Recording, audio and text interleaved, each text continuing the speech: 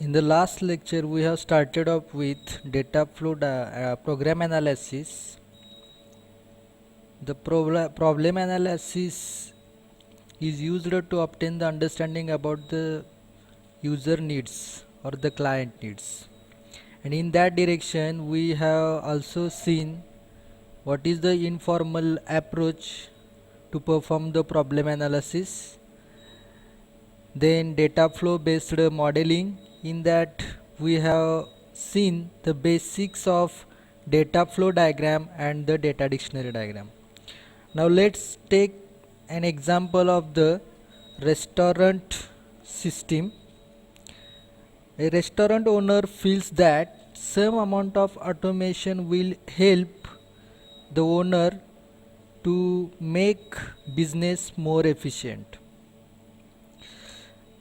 A restaurant owner also believes that an automated system might be an added attraction for the customers. So, he wants to automate the operation of the restaurant as much as possible. Now, let's take a look at the context diagram for the restaurant, in which you can see that the client is the restaurant owner and who are the potential users? Waiters, cash register operator. Here you can see that this is a data flow diagram, that is, you can see that at the highest level where it involves actors, process and data flows, but they are not giving much more details. Here you can see that the potential users are supplier, customer and one process that is only revolving around restaurant, and there are some data flows from supplier to restaurant or from restaurant to customer. The context diagram for the restaurant is shown in this figure. The inputs and outputs of the restaurant are shown in this diagram. However, no details about the functioning of the restaurant are given here. Using this as a starting point, a logical DFD of the physical system is given in the next figure.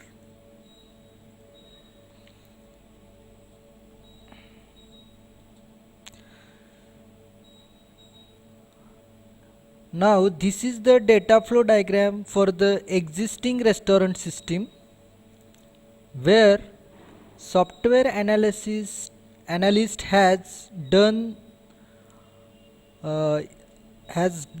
discussion with the restaurant owner and the other prospects of the restaurant system.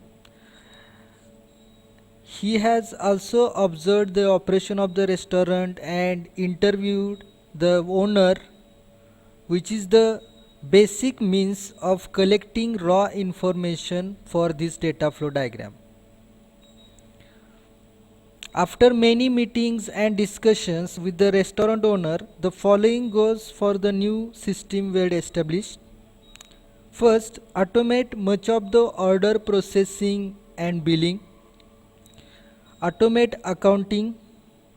Make supply ordering more accurate. The owner would also like to have statistics about sales of different items. Now in this diagram you can see that now this is the second level data flow diagram, where you can see that there are number of processes. Then it also introduced a data store and actors.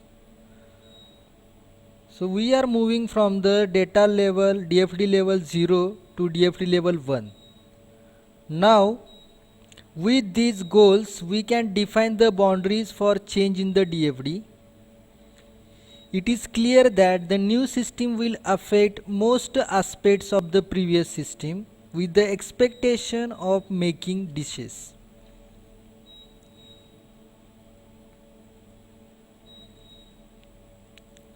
So the next diagram is the data flow diagram for the new restaurant systems. In this diagram,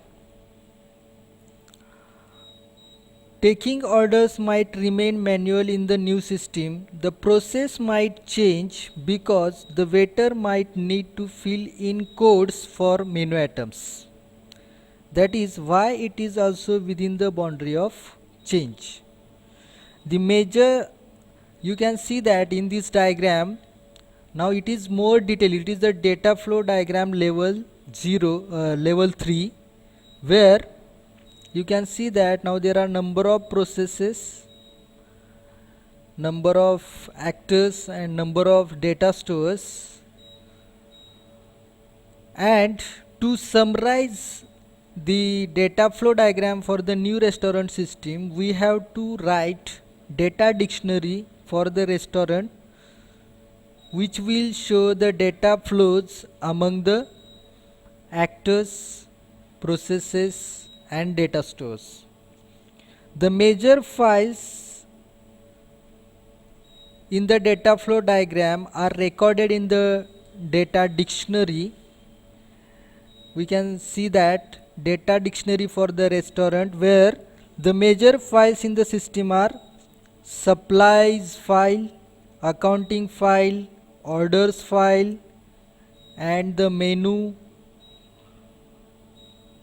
Here you can see that how to write the data dictionary or how to write one data flow for a particular process. So supplies file, orders file, status, order, menu, bill, discrepancy report, these are the processes. And for these, what kind of parameters are required to flow the data from one process to the another process. For example, for supplies file, you have to take into consideration date, then item number, quantity and cost. Now here date is combined with item number plus quantity plus cost, which is occurring more than one, and the whole combination is also occurring more than once. So in this way we can use data flow diagram and data dictionary for the problem analysis.